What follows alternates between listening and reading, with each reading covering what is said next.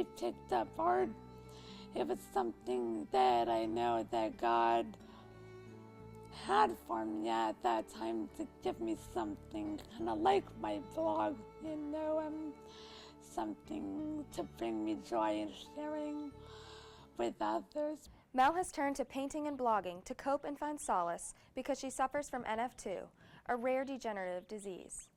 NF2 stands for neurofibromatosis type 2. NF2 are tumors of the brain and the spinal cord.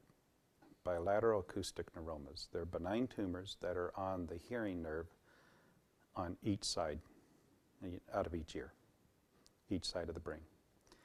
And eventually as they grow, it puts pressure on the nerve and eventually you go deaf. If you looked at Melinda's MRIs, she has probably 8 significantly sized tumors, probably about 1 inch in diameter in her brain.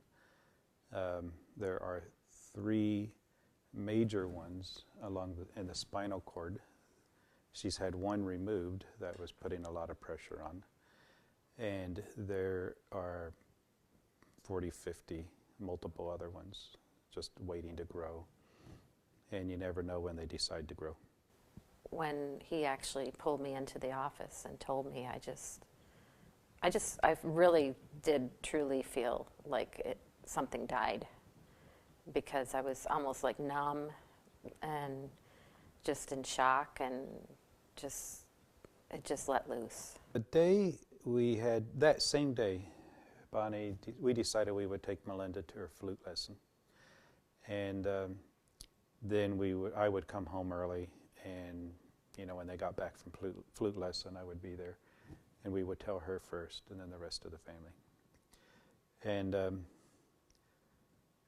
just a lot of things seemed to kind of die that day, including the flute. At the same time, for her at that stage of life, she had that optimism, that outlook that life was going to go on.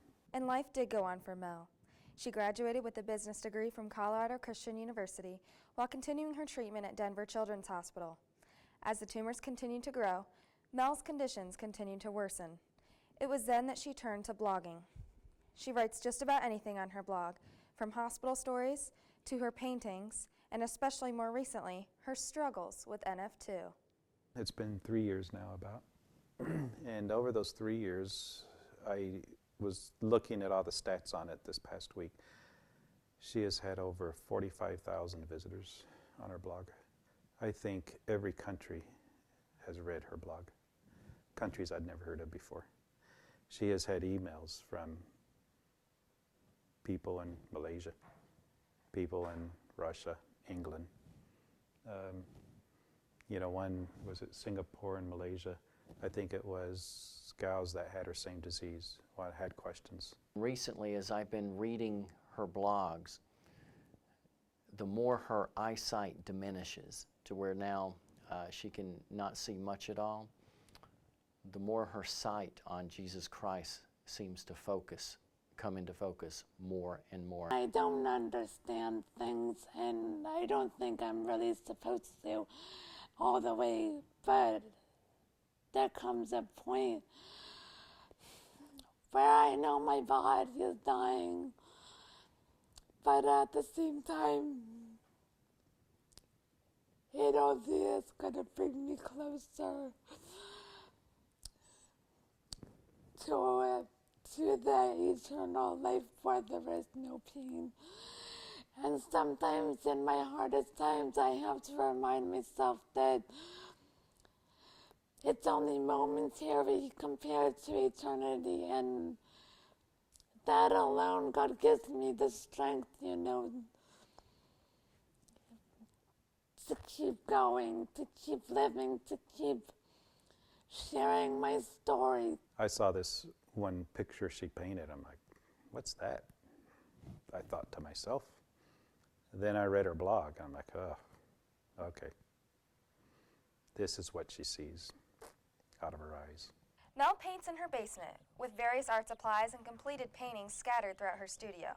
Her paintings can be found all over the community, from Beans and Cream to the homes and offices of Cedarville faculty and staff. She asked what could she paint, and I asked her perspective of heaven.